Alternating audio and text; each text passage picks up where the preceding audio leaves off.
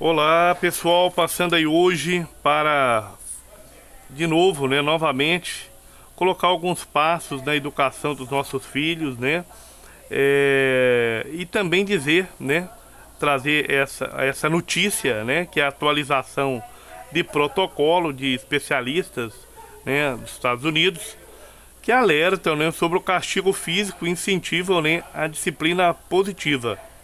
Conheça, né, vamos dizer assim, o decálogo, os 10 passos para educar as crianças sem bater nem humilhar.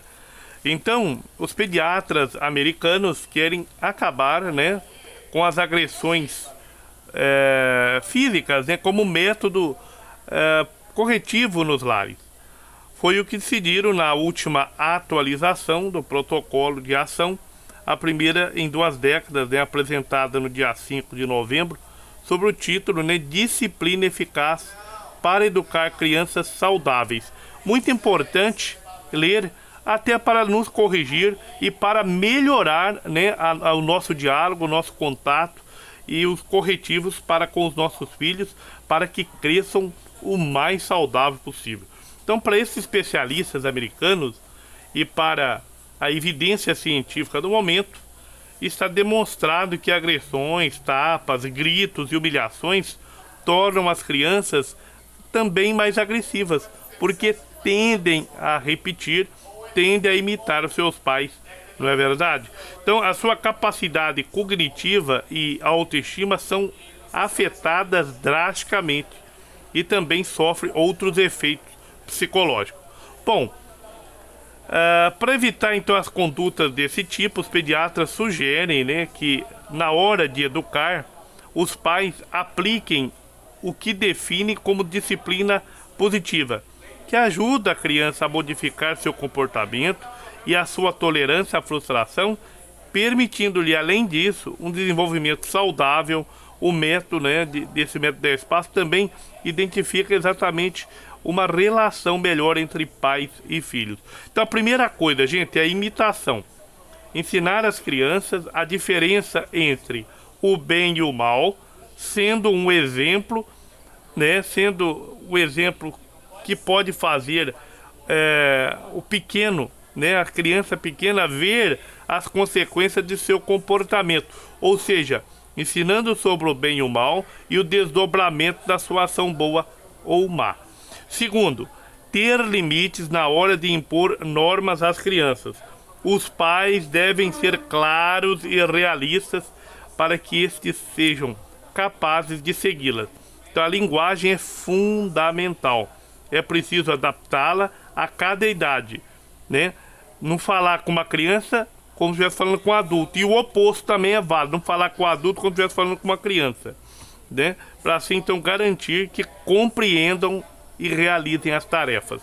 Terceiro, então, explicar as consequências das condutas com calma e firmeza. É preciso conseguir explicar às crianças as consequências de seus atos. Por exemplo, se você não guardar os brinquedos agora, não poderá brincar com eles depois. Os pais devem ser firmes e não mudar, né, de parecer poucos minutos depois, porque senão a criança não obedece mais. E acrescentam os especialistas, né, americanos: nunca se deve chatear o seu filho com algo que realmente necessite, por exemplo, como comida, esse tipo de coisa. Necessidade é necessidade, né? Brincadeira, correção é outra coisa. Bom, quarto lugar, ouça o seu filho. Escutar é fundamental. Olhe nos olhos dele, ouça o seu filho, espere que seu filho termine de contar o que está acontecendo antes de ajudá-lo. Se o comportamento se repetir, tentar raciocinar com ele antes de lhe dizer quais serão as consequências de seu comportamento. Gente, diálogo, diálogo e diálogo. Ouça seu filho. Quinto, prestar atenção, né? Presta atenção. A ferramenta mais poderosa para educar é prestar atenção, já que reforça os comportamentos positivos frente aos negativos, né? Ou elogiar aquilo que é bom e realmente, né, corrigir aquilo que está errado, e negativo, para sempre reforçar nele a ideia de fazer aquilo que é bom, aquilo que é do bem. Sexto lugar, reforçar os comportamentos positivos. Os pais devem evitar focar exclusivamente no negativo. Sempre o trabalho do elogio para aquilo que é bom e sempre, né, aquela ressalva e a negativa naquilo que não é bom. Então, isso você vai reforçar o comportamento positivo, porque vai querer sempre ser bem elogiado, sempre, né, vamos dizer assim, em evidência naquilo que foi bom. Sétimo lugar, ignorar o mau comportamento, né? Então, quando tiver um mau comportamento, ignora. Pode ser uma boa opção, né, algumas vezes, já que pode dar à criança certa autonomia para ser ela mesma e descobrir as consequências de seu mau comportamento. Bacana isso, a liberdade. Oitavo, estar preparado para o confronto. Quando estamos conscientes de que faz nossos filhos se comportarem mal, isso nos leva a sermos previdentes e reagirmos de uma maneira mais calma e firme. Então, sempre estar preparado para educá-los e ajudá-los, porque quem ama, educa. Então, nono, reduzir o mau comportamento. Muitas vezes nossos filhos se portam mal porque estão entediados, cansados e não sabem fazer melhor. Não têm experiência ainda. Então, tente procurar outra atividade que a criança domine ou com a qual se divirta. Não é verdade? Que aquilo que a gente faz, aquilo que a gente gosta, a gente faz melhor. Não é verdade? E em décimo lugar, o cantinho do pensamento. Ora, apesar da controvérsia que esse tempo de afastamento gera, né, em certos setores educacionais, por causa da pandemia que nós tivemos, os pediatras dos Estados Unidos, né, o recomendam quando alguma norma estipulada pela família se rompe. No entanto, aconselho avisar a criança antes de aplicá-la. Sempre aviso, se fizer alguma travessura, vai lá para o cantinho do pensamento, para pensar naquilo que fez de errado e depois fazer certo. Tem que ser previamente avisado.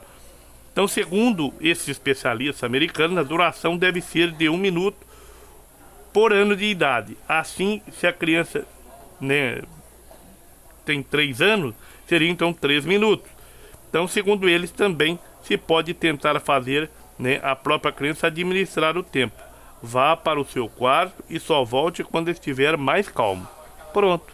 Né? A criança vai ganhando autonomia, vai ganhando autoestima, vai educando, vai se tornando disciplinada e obedecendo seus pais. Vai ser um bom filho, um bom cidadão, né? E um bom fiel. Então vamos aplicar então, né, na medida do possível, né, essas ideias, né, são ideias, né, que podem ser naturalmente melhoradas e acrescidas. Então, um grande abraço para você, né, nessa educação dos filhos, que é uma tarefa para toda a vida, mas principalmente quando eles são pequeninos. Então, vamos educar ele no caminho que deve seguir, para depois ele não vai se desviar quando for maior. Um grande abraço e boa sorte na educação dos seus filhos. Tchau, tchau.